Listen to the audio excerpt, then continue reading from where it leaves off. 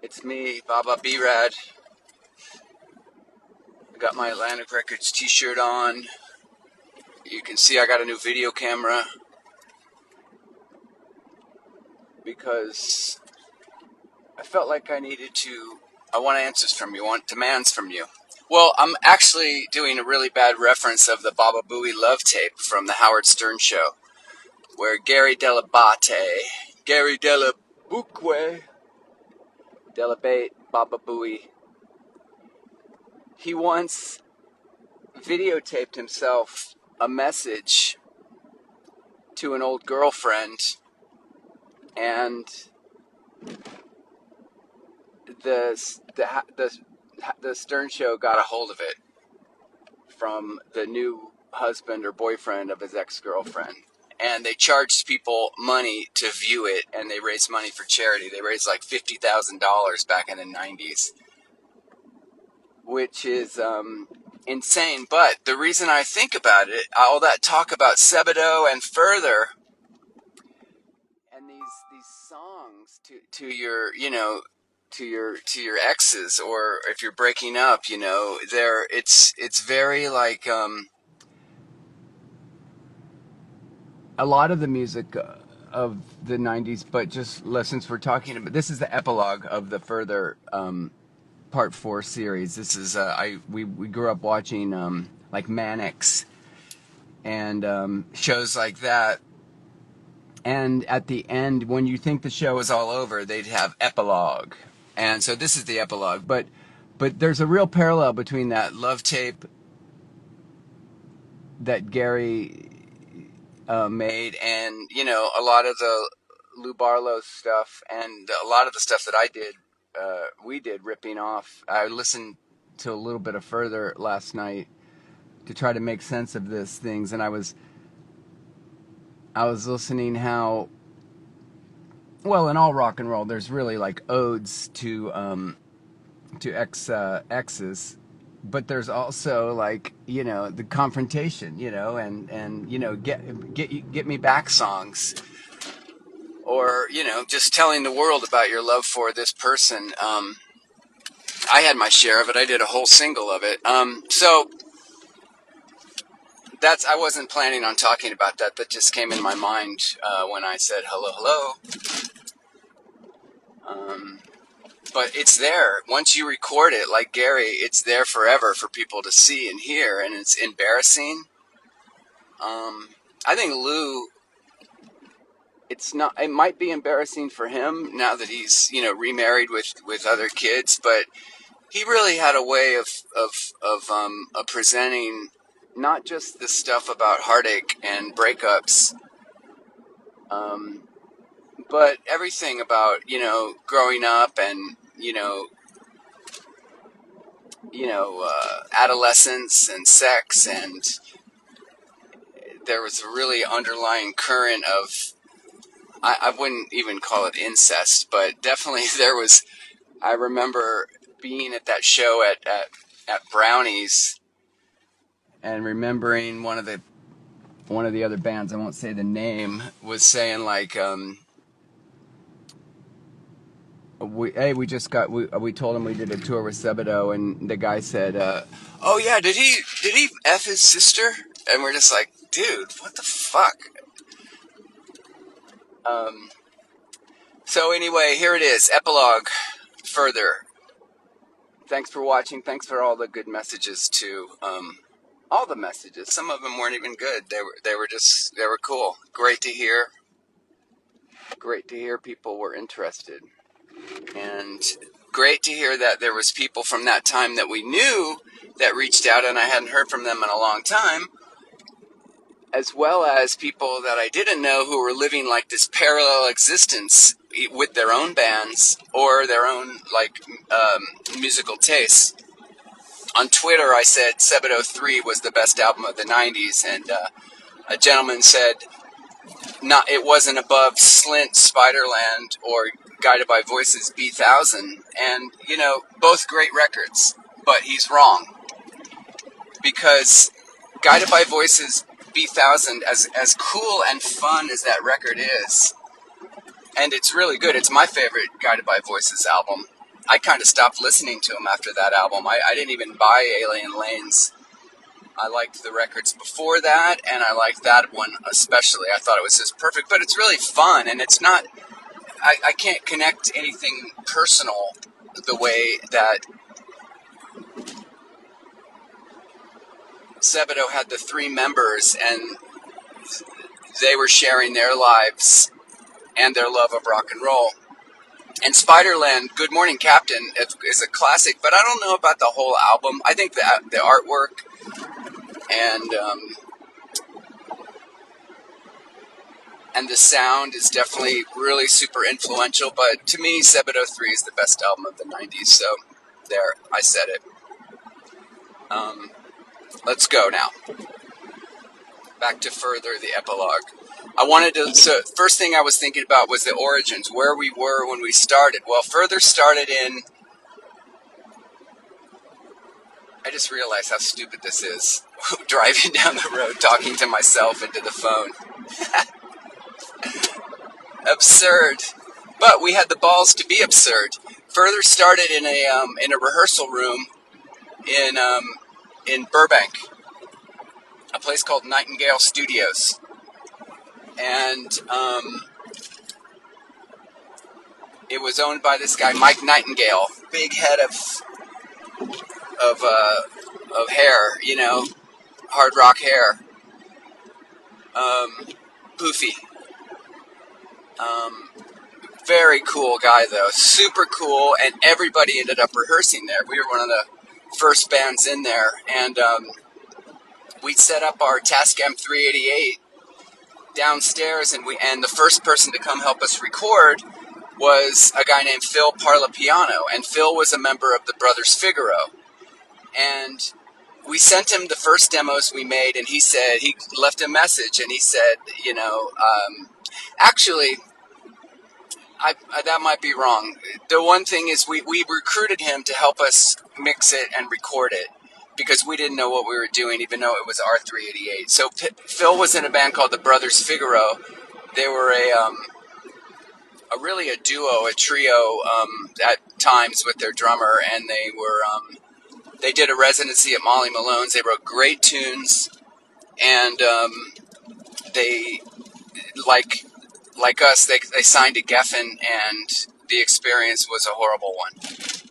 But Phil helped us record, and he said he really liked the new sound, and I think he helped us mix something, and the thing that I can relate about that is that for the band Further, it was hard to share that with people who had liked our music, a New Personality and Shadowland, with all the screaming and stuff. It was really hard to send like your relatives, like your parents. It was like, oh, here's our new demo tape. It's got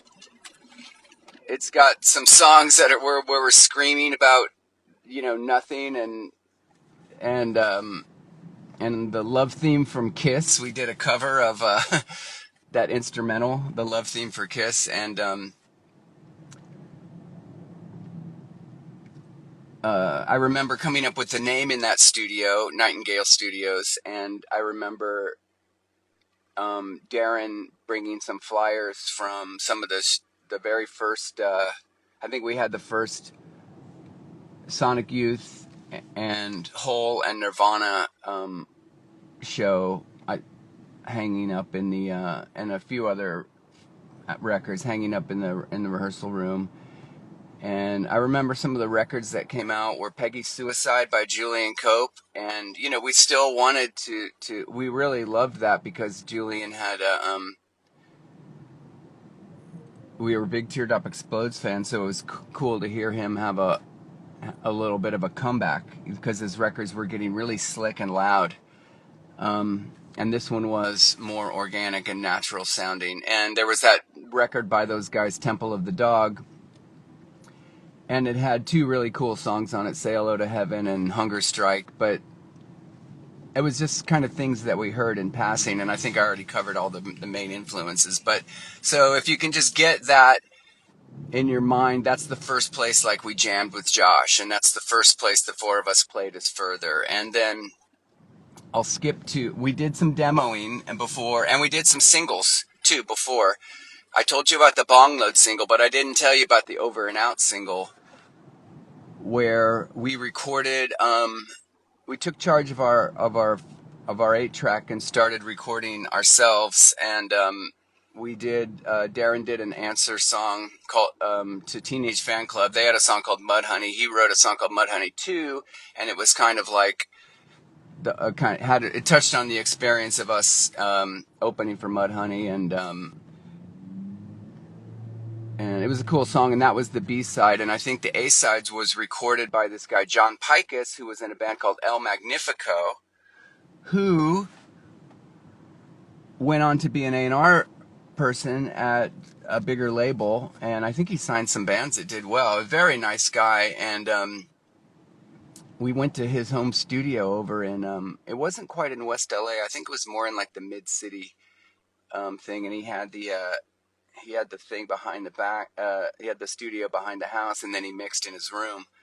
But the funny thing about that is those recordings, like with the Love Theme from Kiss and Mud Honey 2 and these other songs that never made it onto any albums that are on demo tapes, those were the tapes that Margaret from BMG made to shop around, and they were absurd. Like, there was no, I mean, I don't even know if you could hear the potential in them as a band, as somebody at a label. But they were, I loved them, and we had the best time making them, and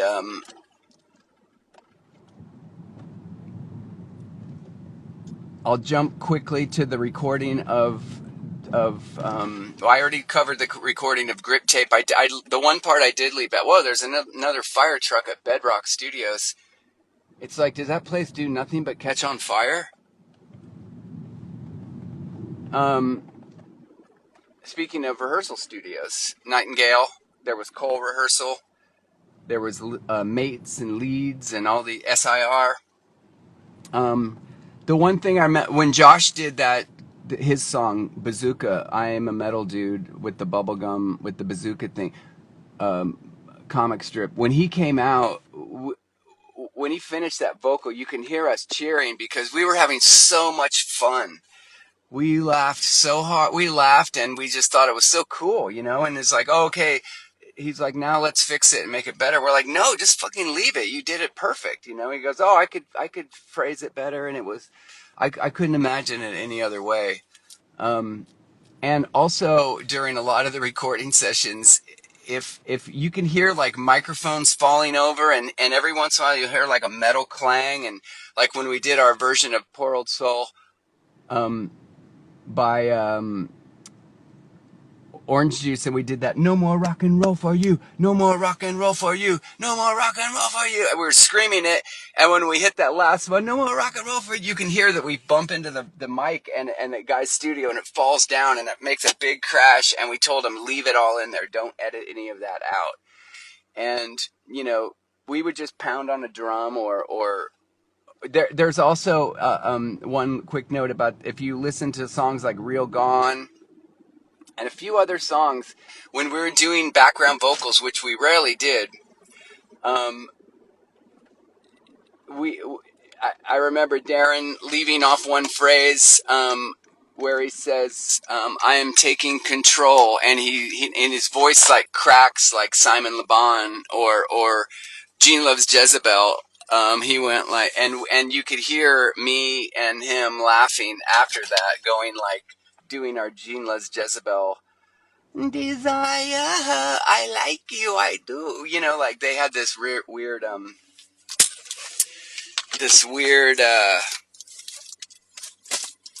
way to deliver their songs, and you can hear all that funny stuff. We never erased that stuff. All the talking, Further Doe Junior Q, all that was amazing. Oh, I know what the one last thing from Grip Tape that I forgot about.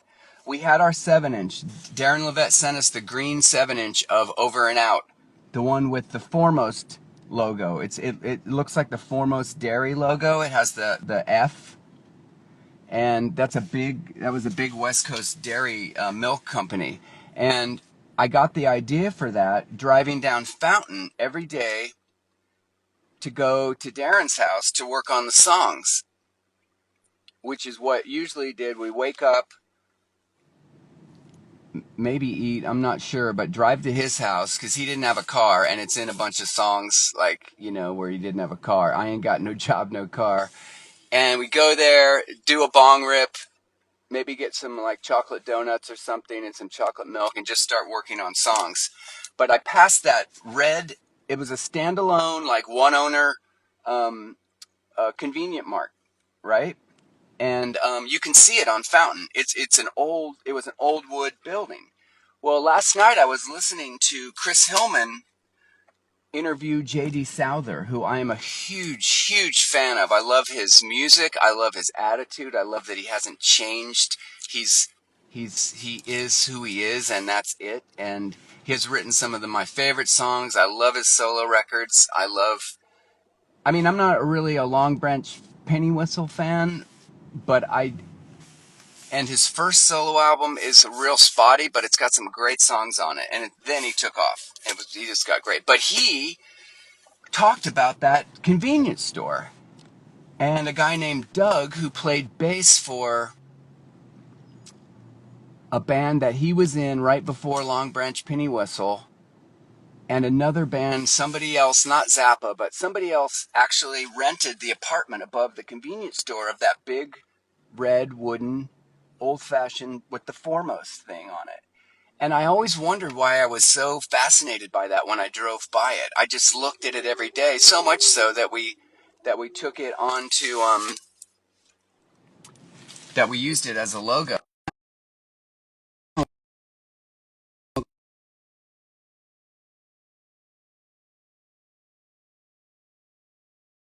Building. If you listen to the Chris Hillman Burrito Stand episode with J.D. Souther, you'll hear him talk about it. Hillman kind of passes over it because he must have not made it down to Fountain. They must have stayed up in the canyons. He talked about Beechwood and Laurel Canyon a lot. But I just thought that was I felt like I was kind of living a dream when they talked about that. Dropping off some records.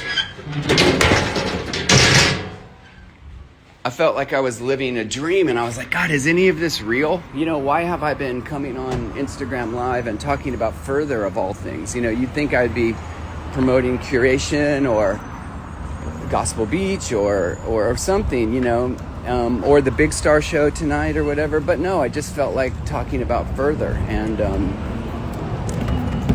that was a great. That was like 5 a.m. that I was listening to that. And I urge everybody to listen to it. It's a great, great interview, and also, I'm going to do a sidebar here. It reminds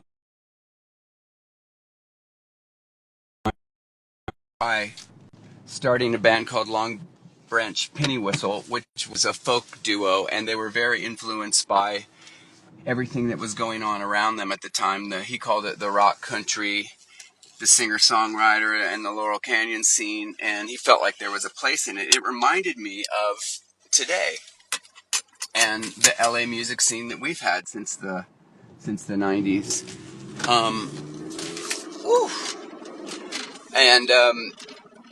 And I was thinking of Sam and Clay from the band Mapache.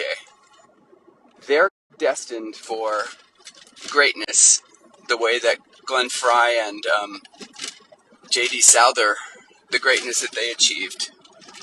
It might not be together, or it might be. You never know. But I really see a parallel there. Okay, back to Further. Further. Somebody actually took a photo of the lyrics of Further Doe Junior Q, and at the bottom it says, "This song is a fucking joke, so nobody please take that serious." but I thought that was really cool. Darren with his 4-track and with his tapes, he took I guess it's a Madonna sample of her saying "Further," and then you keep hearing Del the Funky Homo Sapien go "Dinosaur Jr." because they did that. There was a thing in the early '90s called I think it was the Lost Night soundtrack about a I think it was a movie about a couple or some friends who get lost in um, a bad part of town overnight, and the soundtrack was ingenious because they took a hip hop artist and an indie rock artist and they paired them together.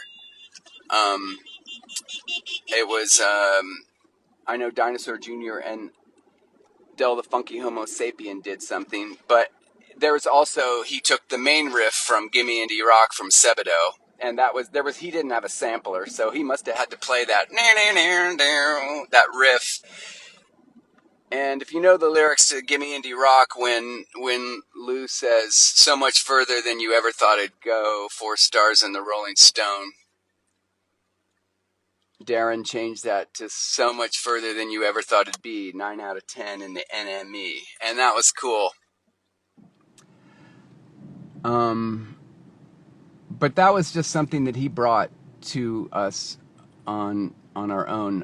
I think what I was about to tell you was when we got the green test pressing for the Further over and out 7-inch. It was our second 7-inch. We just got the test pressing. He sent it to New York. Wharton had a turntable in the studio, so he played it for us, and he played it on the wrong speed, right? Because it was 33, because we shoved on like a whole bunch of music. If you listen to side 2 of that, it's super funny. It's even got a little sample of the guys from the Brothers Figaro. They had a band called the Wonder Rock Band in their high school in like North Hollywood or Studio City or the Valley, wherever they grew up.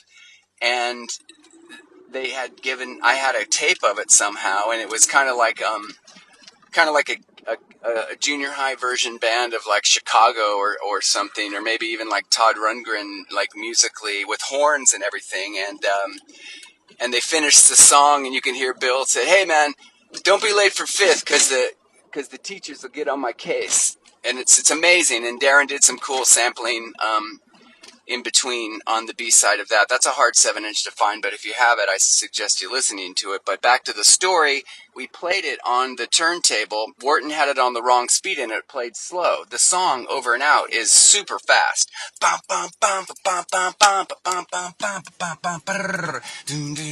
guy could get arrested. Dun, dun, dun. Super fast, super urgent. I remember my hand used to, and I didn't go on the bass. I didn't go up and down. It was all downstroke. You know, I loved Generation X. That was my favorite band. So I modeled my bass playing always after Tony James. I liked Peter Hook from Joy Division 2, and they would never go do do do do do do do do. You know, it was always downstroking. So it's playing slow, and we're like, wait a minute, listen how great that sounds. Boom, boom, boom. It was all jangly, and it sounded like, I don't know what it sounded like, Jerry Rafferty or something. So we said, hey, Wharton, play that, and we'll go in and sing. We'll go in and sing over the record. And that was the song Under and In that's on grip tape. And you can hear Kevin doing over. He does this like angelic. He used to call when we did background vocals for Shadowland, he would call it the Angels. Like he would ask the producer, "Oh, you want the Angels to come in now?" And we always fucked it up, but he was a great singer, and I think I didn't understand harmony yet until we joined Beachwood Sparks. But that's a funny story. I got to get this quick because I'm almost there. So let me think of one funny story from Sometimes Chimes besides Further Doe Junior Q. Oh, I know that song where I took the Stiff Little Fingers title Alternative Ulster, and I made a song called Alternative Ulcer, and it's very super Lou Barlow, and it was me singing to my ex-girlfriend about begging to come over. It's very much like the Baba Booey love tape, you know. I did a perfect it's kind of the thing that you can't do twice, because the guys had never heard the song before, and I just wrote it in my bedroom, and it's not like, I think I might have done a demo of it on a not a demo, but a recording on my cassette player, but like with Ferrets and Weasels. But they set up a mic and set me up, and I did it, and it was I remember feeling like it was a great version. It was heartfelt, and it was like real. And the tape, the 24 track tape machine, during it, it jawed out, as we call it. It wobbled out, and it made like a glitch. And this is funny because I said, fuck it, leave it. But made me do it again. And I did it again, and I listened to it last night or yesterday, and I was like, it's embarrassing. The first version was really, really good. The second version was just me copying the emotion of the first time. Always, if the first take is good, try to save it, try to use it. Let's go on to, I think I got chronologically, I forgot a lot about Grimes Golden, that fit. That was really the follow-up, and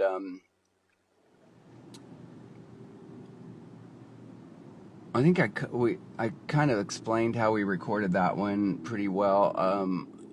The funny thing at the end, though, if you have the 10-inch, it's another, 90s heartbreak lo-fi song, and Darren took Olivia Newton-John, I Honestly Love You, and when she says the talking part, I love you, we did a run-out I don't know what they call it, but where it doesn't end. It just keeps, it's a skip on purpose. I forget what they call that, a constant groove or whatever. And we had so much fun recording those songs. Darren did a song called 20 Pages, which I thought was really, really cool. And I think I might have helped write the music to it, and he wrote some of the lyrics. But we collaborated on, like, it was California Bummer was my song. I made a demo of it. We used the little demo, my 4-track demo, for the intro. Quiet Riot Girl was his song. Grandview Skyline was Josh and Josh only. But I think it was like songs like Summer Shorts, which was Darren titled that Summer Shorts because it had the riff from Winter Long by Neil Young in it. And that was Josh's song. I played drums on it. And we had this thing called jug band drums. Like, we were pretty good drummers. Josh was the only one. Darren could do it all right, but I could not double up on the foot.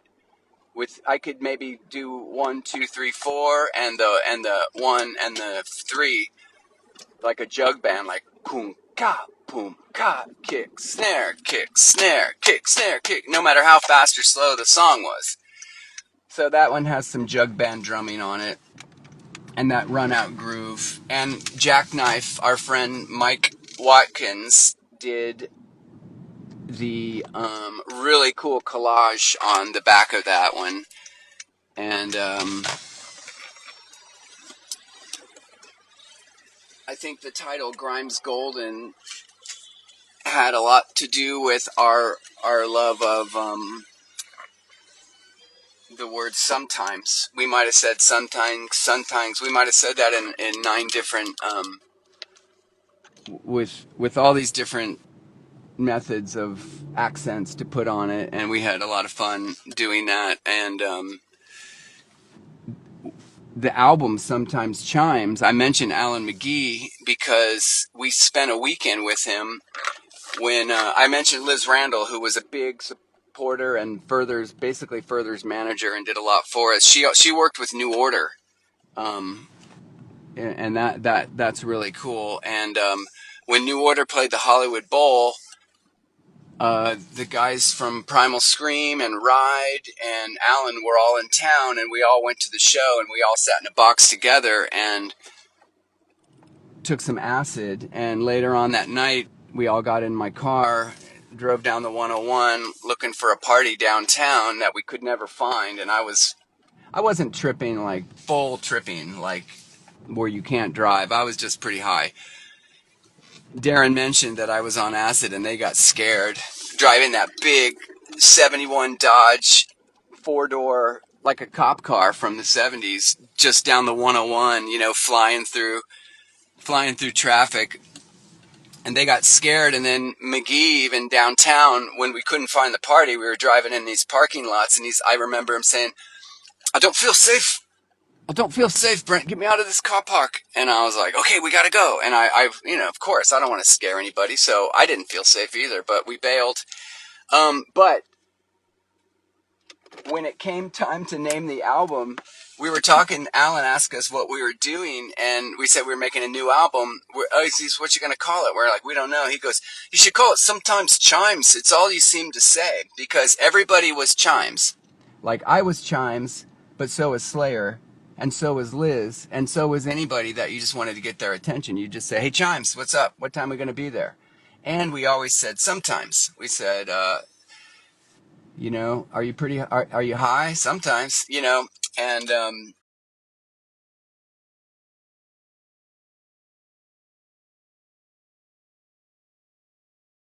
he said, why don't you call the album Sometimes Chimes? I think Grimes Gold.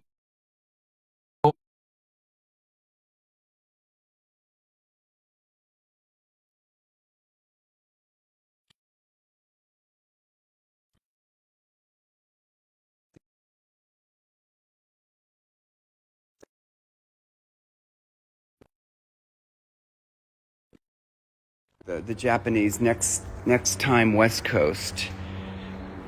That one was, oh wait, check this out.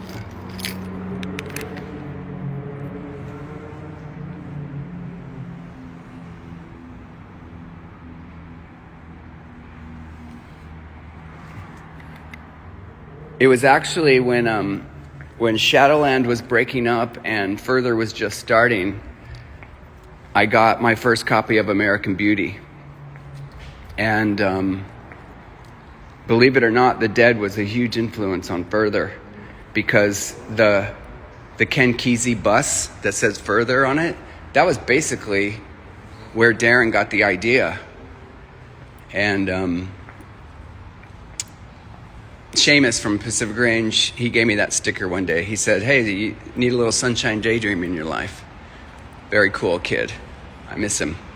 The next time West Coast, we did another thing where we tried to recreate what we did with the other things by taking a picture of a TV. It was a surf movie.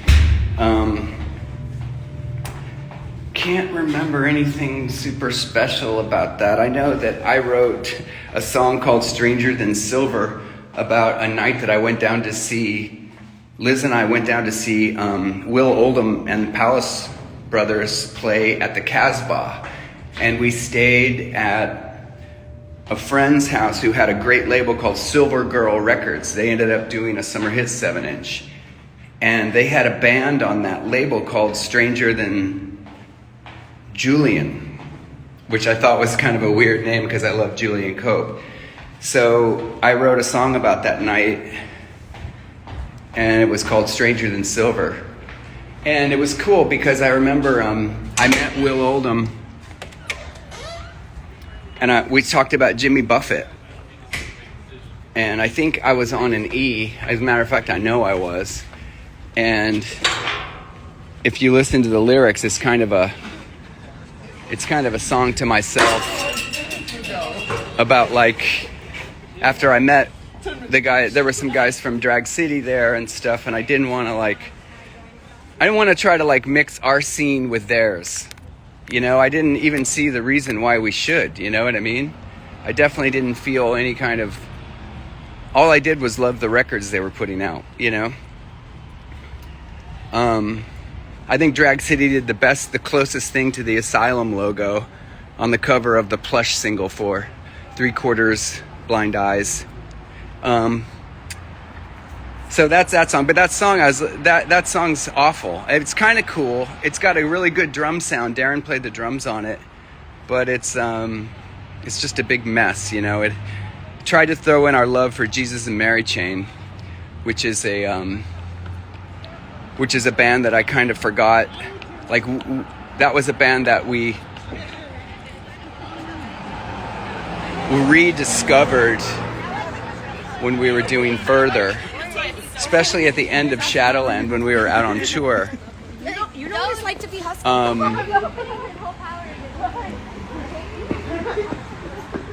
They did a great interview in Spin Magazine where they said all they want is some girl like to give them loads of drugs. I thought that was really funny. Then we did The Distance double 7-inch. Our friend Chuck Holtz did the artwork for that. Always keeping the skateboarding. And Chicken from Screamin' Squeegees, he made all the Further shirts for us. All the ones that I gave away to like Alex Nost and Ford Archibald and to Michael Harrison, those were all printed by Screamin' Squeegees, skateboard dudes down in OC. As soon as I start saying you know that I'm searching for things to say, and it doesn't mean it's going to be good. That's not coming natural. But I think that was it. That was the epilogue to Further. I do want to say that it was like probably easily one of the best times in my life throughout all the heartache and all the bitterness. It was so fun and it was so carefree. Nobody got hurt. Actually, all of the breakup and the kind of bitter end. Oh yeah, I know what I was gonna say. One of the things that really confused people was they would hear one song that was like a heavy dinosaur song or a kind of an indie rock sludgecore song, but then we would do a single where we would get the 4-track and go over to Darren's apartment and record Felt covers and Pale Fountains covers and Eyeless and Gaza covers. The B-sides for Surfing Pointers. Surfing Pointers is like this kind of straight-ahead, generic indie rock major 7th song. And the B-side is Penelope Tree and Reach and New Risen. You know, three singles that we loved as teenagers. Recorded on a 4-track, just he and I, and it was like how do you send that to a record company or to your friends or family and say, hey, listen to my new band, Like, well, it doesn't exactly rock. But it was a great time. Wouldn't change it for the world. I really miss Josh. Josh's contributions are